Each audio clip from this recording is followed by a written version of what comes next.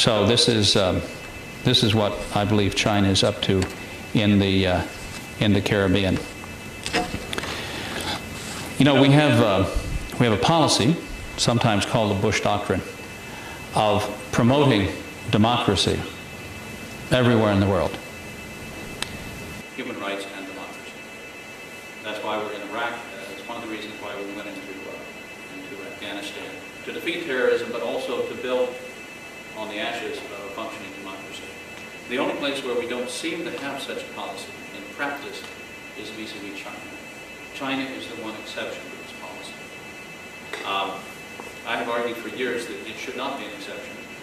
We do have some things that we're doing in China. We do have the National Endowment for Democracy is funding some overseas Chinese groups that work on human rights issues and pro-democracy issues even today. We do have Radio Free Asia. The mission I was on helped to set it up a few years ago. We broadcast 24 hours a day in Mandarin. We have many hours of broadcast in Cantonese and some other languages in countries that are still under one-party dictatorships. That helps the Chinese people to know what's going on in their own country. Those broadcasts, of course, are banned. But we should be doing more. We certainly have to protect Taiwan because Taiwan is the democratic alternative to one-party dictatorship.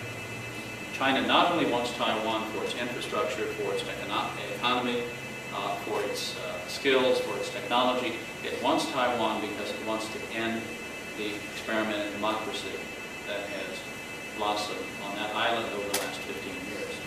We've now had several free elections. We've had peaceful transitions of power from one political party to another, from the Nationalists to the Democratic Progressive Party. And that's the final test of a democracy, is a peaceful transition of power.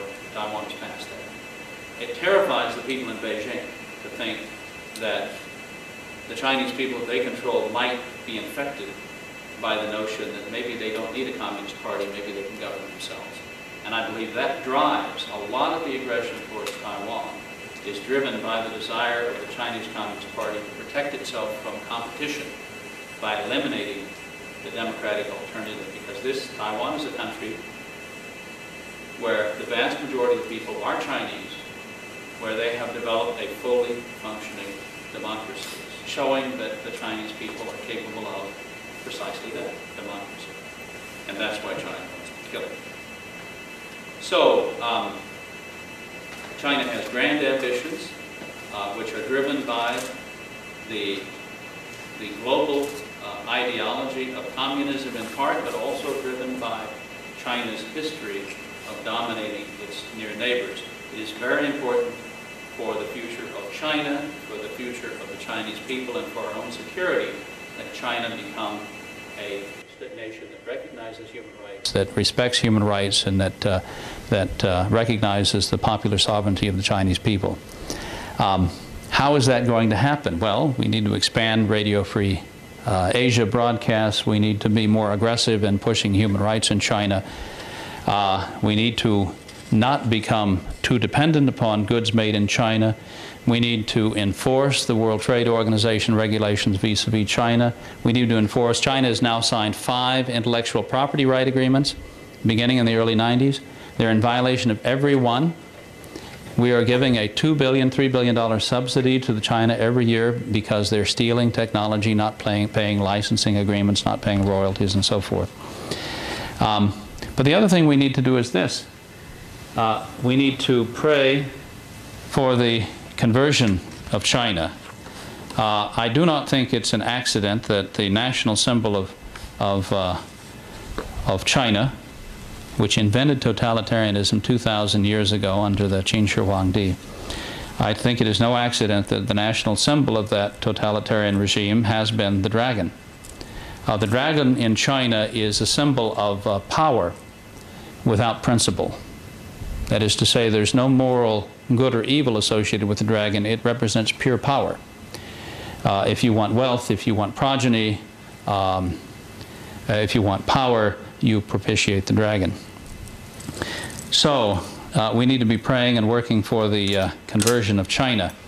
I have here, this is the only thing made in China that I try to avoid buying things made in China. But these are made by a holy order of nuns, a local order of nuns in North China in Henan province, south of Beijing. And they're cloisonné beads. This is the order's sole means of support. And so we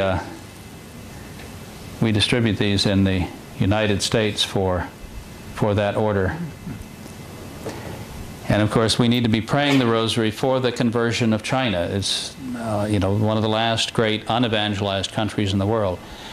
How many Christians are there in China today? Well, estimates range from a few tens of millions up to 80 or 90 million. As China becomes, as more people in China become Christian, as more people in China become Catholic, the character of that country will change. It has to change, because the character will come to reflect the beliefs of the people. That, I think, is one of the principal ways in which this looming confrontation will be averted. In 15 years, at the outside, China will be militarily a peer of the United States. So within our lifetimes. At the Naval War College, at our Army War College, we're talking about China as a near peer competitor of the United States in the next 10 years. China is catching up technologically, militarily, very, very quickly. Because it abides by no principles, it respects no agreements except its own aggrandizement, except its own power. So, so I think we are in a race for time. China's conversion will bring about respect for human rights and I think democracy. China's continued languishing under the misrule of a one-party dictatorship will bring with it confrontation and eventually military conflict. So a lot is riding on rosaries and on Our Lady. So, thank you.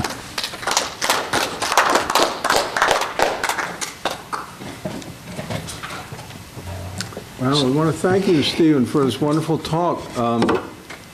There's a book out about 1421, the year that China discovered America. Are you familiar with that book? And the end of the book, where the great Chinese empire goes out and more or less maps the whole world, and then the fleet comes back and finds that by divine intervention, the government has changed its whole idea and doesn't want to take over the world anymore.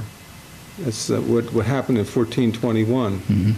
And similar, and then of course the maps that they spent so many equivalent billions of dollars to develop all leaked to Europe. So the Europeans, when they left Europe, actually had Chinese maps of where to go and find the world.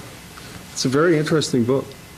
Are you familiar with that? Yeah, if the West, that is what's left of historic Christendom, had not reached an apex of economic advancement and military power at precisely the time that the Chinese empire was on the decline, the outcome of this whole confrontation would have been much, much different. If China strong had come upon the West when it was weak, the world would be a very different place, and not a place in which respect for human rights, democracy, or Christianity would thrive. No, the families were quite different. I mean, could you say something about the Chinese family? I mean, polygamy versus monogamy, etc. What kind of families do they have in China in the real places? Well, historically in China, the family was everything. Now, when you offended the emperor, he would put not just you to death, but he would put your entire family to death. And the phrase is 灭九族, which means to kill to the 9th generation. The 9th generation. What does that mean? Well, that means you go back to your great-great-great-great-great-grandfather, and you kill all of his descendants. So you're killing not just your brothers and sisters, but your cousins, your second cousins, third cousins, fourth, fifth, sixth, seventh. The whole clan, in other words, was put to death.